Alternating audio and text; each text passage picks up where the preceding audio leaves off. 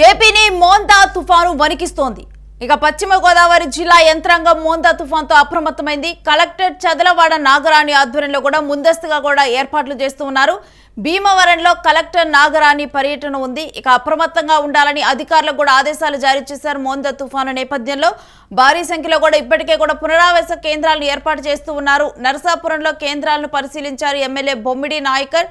ఇక మోందా తుఫాను కూడా ఏపీ మీద భారీ ప్రభావాన్ని చూపనుంది. ఇక ముఖ్యంగా కూడా ఇటు నర్సాపురంలో అయితే కేంద్రాలను పరిశీలించారు. ఒకవైపేమో భారీ సంఖ్యలో కూడా పునరావాస కేంద్రాలను ఏర్పాటు చేస్తూ ఉన్నారు. భీమవరంలో కూడా దీని ఎఫెక్ట్ బాగా ఉంటుందని చెప్పి కూడా గోదావరి జిల్లాలో దీని ఎఫెక్ట్ బాగా ఉండనుంది.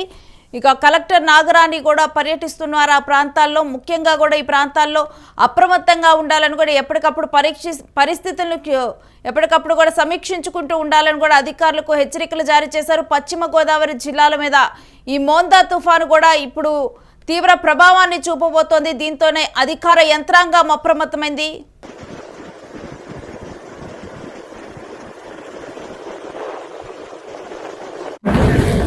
నర్సాపురం పునరావాసం మొత్తం ఓవరాల్ గా చూసుకుంటే కనుక 16 పునరావాస కేంద్రాలు ఏర్పాటు జరిగింది. ప్రతి ఒక్కరిని కూడా మరి ఏదైతే ఇక్కడ ఉన్నటువంటి మరి తీర ప్రాంత గ్రామాలకు కూడా సముద్రం పక్కన ఉన్న గ్రామాలు చాలా ఉన్నాయి కాబట్టి హ్యాబ్లెట్స్ వాళ్ళందరినీ కూడా ఏమైనా ఇబ్బంది ఉన్నా సరే మరి అక్కడ ఏదైతే ఉన్న పునరావాస కేంద్రాలు తరలించే విధంగా కూడా పూర్తిగా అందరూ కూడా మెడికల్ టీం కానీ మరి సచివాలయం టీం కానీ అందరూ కూడా ఇక్కడ టీమ్స్ అందరూ కూడా రెడీగానే ఉన్నారు. మేము అన్ని కూడా విజిట్ చేస్తున్నాం. ఇక్కడ చూసుకుంటే కనుక దాదాపు ఒక 15,000 మంది పైన మనకు తీసుకొచ్చే విధంగా కూడా మనకి ఏర్పాటు చేయడం జరిగింది. ఇంకా ఏదన్నా మన ఇంకా ఇబ్బంది ఉంటే కనుక వారందరూ ఎంతమందికైనా మనం చూసే విధంగా కూడా మరి ఇక్కడ సీఎం లంక్ లో చూసుకుంటే కనుక మరి ఆ రోజు నిర్మలా సీతారామన్ గారు ఏర్పాటు చేసినటువంటి మరి స్కిల్ డెవలప్మెంట్ బిల్డింగ్ లో కూడా దాదాపు 1000 మందిని ప్రత్యేకంగా ఇక్కడ మనం తీసుకొచ్చే విధంగా ఉంది. అదేవిధంగా అన్ని చోట్ల కూడా మరి వేములదేవి అవ్వచ్చు, బిఎంచెప్ అవ్వచ్చు, మోల్పర్ అవ్వచ్చు, మరి పేరుపాలెం అవ్వచ్చు, అన్నట్టు మత్స్యకార గ్రామాలు ఏదైతే ఉన్న అగ్రికల్చర్ చిట్టు గ్రామాలు కానీ ఫిషర్మెన్ గ్రామాలు అందరూ కూడా ప్రతి ఒక్కరికి ఎవరికి ఇబ్బంది లేకుండా చేసే విధంగా కూడా మేము పూర్తిగా అన్ని సహకారాలు చేస్తామని చెప్పి సందర్భంగా. ఇక మోందా తుఫాను పశ్చిమ గోదావరి జిల్లాల మీద తీవ్ర ప్రభావాన్ని చూపుతుంది. దీనికి సంబంధించిన డీటెయిల్స్ మా ప్రతినిధి సాయిని అడిగి తెలుసుకుందాం. సాయి, అసలు పశ్చిమ గోదావరి జిల్లాలో మోందా తుఫాను ప్రభావం ఏంటి? అక్కడ ఎటువంటి చర్యలు కొనసాగుతున్నాయి? శ్రీ బంగాళాఖాతంలో మొదలైన మోందా తుఫాన్ అయితే ఆంధ్రప్రదేశ్ వైపు అయితే దూసుకొస్తుంది. ఈ తుఫాన్ ప్రభావం ఉమ్మడి పశ్చిమ గోదావరి జిల్లాల వైపు అయితే మార్నింగ్ నుండి కూడా ఎండు తెరప లేకుండా వర్షాలు అయితే పడుతున్నాయి. ఈ నేపథ్యంలో జిల్లా కలెక్టర్ నాగరాణి అయితే తుఫాన్ నేపథ్యంలో ప్రజలు అవసరమైతే తప్ప బయటికి రావద్దని ఆదేశాలు అయితే ఇచ్చారు. అదేవిధంగా తుఫాన్ కారణంగా ఎటువంటి విపత్తుకు తావు లేకుండా అధికారులు అందరినీ సంసిద్ధం చేశారు జిల్లా కలెక్టర్. అదేవిధంగా ప్రసవ సమయం దగ్గరగా ఉన్న గర్భిణీలు ఆసుపత్రికి తరలించే విధంగా చర్యలు అయితే చేపడుతున్నారు. సచివాలయ సిబ్బందిని అదేవిధంగా గ్రామ స్థాయిలో ఉన్న యంత్రాంగాన్ని అప్రమత్తంగా ఉంచారు. అదేవిధంగా మొగల్తూరు మండలం పేరుపాలెం బీచ్ లో అయితే ఎవరిని కూడా పర్యాటకుల్ని రాకుండా పోలీసు శాఖ వారు హెచ్చరికలు జారీ చేసి దగ్గరుండి చూసుకుంటున్నారు. అదేవిధంగా పాఠశాలలు, కళాశాలలు అయితే సెలవులు ప్రకటించారు. ఈ 27, 28 తేదీలలో కళాశాలలు, పాఠశాలలు బంద్ ప్రకటించారు. అదేవిధంగా ఇక్కడ తుఫాన్ ప్రభావం అయితే మోతారు వర్షాలు అయితే పడుతున్నాయి. గాలిలో ఎంతైనా తక్కువగా ఉన్నాయని చెప్పుకోవచ్చు. అదేవిధంగా సాయి, అసలు ఏపీ వ్యాప్తంగా కూడా ఈ తుఫాను ప్రభావం ఏ విధంగా ఉంటుందని అంచనాలు నెలకొని ఉన్నాయి? సుమారుగా 100 నుండి 120 కిలోమీటర్ల వేగంతో వర్షాలు, ఈదురుగాలులతో వచ్చే అవకాశం ఉందని వాతావరణ శాఖ చెప్తుంది. అదేవిధంగా పునరావాస కేంద్రాలు కూడా అన్ని చోట్ల కూడా జిల్లా కలెక్టర్లు పర్యవేక్షించి ఏర్పాటు చేశారు. ఆహార పదార్థాలు ముందస్తుగా సిద్ధం చేశారు. మొత్తం కూడా అసలు ఎన్ని పునరావాస కేంద్రాలను ఏర్పాటు చేశారు? వాటి పరిస్థితి ఏంటి? సుమారుగా మండలాల వారీగా కానీ జిల్లాల వారీగా కానీ ఆ గ్రామాలకు సంబంధించిన పునరావాస కేంద్రాలు మండలాల వారీగా, గ్రామాల వారీగా అయితే ఏర్పాటు చేశారు. అదేవిధంగా అధికారులందరితో కూడా జిల్లా కలెక్టర్ వీడియో కాన్ఫరెన్స్ ద్వారా కానీ, ఫోన్ల ద్వారా కానీ ఎప్పటికప్పుడు పర్యవేక్షిస్తున్నారు. పోలీస్ శాఖ వారు కూడా పోలీస్ శాఖ వారు కూడా వాళ్ళ పనిని వాళ్ళు చేసుకుంటూ వెళ్తున్నారు. బీచ్ల దగ్గర కూడా బీచ్లు, అదేవిధంగా రోడ్డులు అవసరమైతే తప్ప ప్రయాణాలు చేయొద్దని చెప్పేసి పోలీస్ స్టేషన్ల వద్ద, రైల్వే స్టేషన్ల వద్ద అయితే పోలీసులు అప్రమత్తంగా ఉంటున్నారు.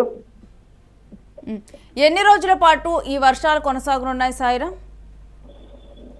27, 28, 29 3 తేదీల్లో అయితే వర్షాలు భారీగా ఉండే అవకాశం ఉందని చెప్పేసి వాతావరణ శాఖ సూచిస్తుంది. ఇప్పుడు చూసుకుంటే పశ్చిమ గోదావరి జిల్లా వైపు కొంచెం వర్షాలు అయితే తగ్గుముఖంగానే ఉన్నాయి. ఈ రోజు వరకు అయితే ఇప్పటి వరకు కూడా ఒక మోతారుగానే వర్షాలు పడ్డాయి. ఈ రేపు ఎటువంటి పరిస్థితులు ఉంటాయనేది చూడాల్సి ఉంటుంది. ఇక దీనికి సంబంధించి ఇప్పటికి ఎవరైనా పునరావాస కేంద్రాలకు తరలించడం జరిగిందా? లోతట్టు ప్రాంతాల్లో వాళ్ళని ఏంటి ఇప్పుడు అక్కడ ఎటువంటి చర్యలు కొనసాగుతున్నాయి? సముద్ర ప్రాంతాల్లో ఉన్న మత్స్యకారుల్ని కానీ అక్కడ ఉంటున్న వాళ్ళని కానీ వారిని అయితే ఖాళీ చేసి సముద్ర తీర ప్రాంతానికి దూరంగా అయితే పునరావాస కేంద్రాలకు అయితే పంపించేశారు. ఎటువంటి మత్స్యకారుల్ని ఎటువంటి వేటకైతే వెళ్లకుండా అయితే చర్యలు తీసుకుంటున్నారు. అదేవిధంగా వారికి ఆహారం సంబంధించి కానీ నీరు సంబంధించి కానీ ఏర్పాట్లు అయితే అన్ని చేస్తున్నారు. ఇక ఎటువంటి సూచనలు కూడా జారీ చేశారు అక్కడ అప్రమత్తానికి సంబంధించి? అలర్ట్లు ఏ అలర్ట్ అక్కడ కొనసాగుతూ ఉన్నాయి ఏ ప్రాంతాల్లో? ప్రస్తుతానికైతే తీర ప్రాంతం అయితే రెడ్ అలర్ట్ అయితే జారీ చేశారు. ఇక చూసుకుంటే మిగతా ప్రాంతాల్లో అయితే వర్షం లేని కారణంగా ఆరెంజ్ అలర్ట్ అయితే ఇక్కడ జారీ చేశారు. Right, thanks for the details Sairam. ఇక మోందా తుఫాను ఏపీని వణికిస్తుంది. ముఖ్యంగా కూడా దీని ప్రభావం మొత్తం కూడా పశ్చిమ గోదావరి జిల్లాల్లోనైతే ఇప్పటికే కనిపిస్తూ ఉంది. ఎడతెరిపి లేకుండా కూడా తెల్లవారుజాము నుంచి కూడా అక్కడ వర్షం కుండపోతగా కురుస్తూనే ఉంది. ఇక లోతట్టు ప్రాంతాల్లో ప్రజలైతే అక్కడ ఇటు చేపల వేటకు వెళ్లే వాళ్ళందరినీ కూడా ఇప్పుడు అక్కడ లోతట్టు ప్రాంతాల్లో నివసించే వారిని కూడా ఇప్పుడు పునరావాస కేంద్రాలకు తరలించారు. ఇక చేపల వేటకైతే ముందుగానే సూచనలు కూడా చేయడం జరిగింది, ఎవరిని కూడా చేపల వేటకు కానీ వెళ్ళొద్దని చెప్పి.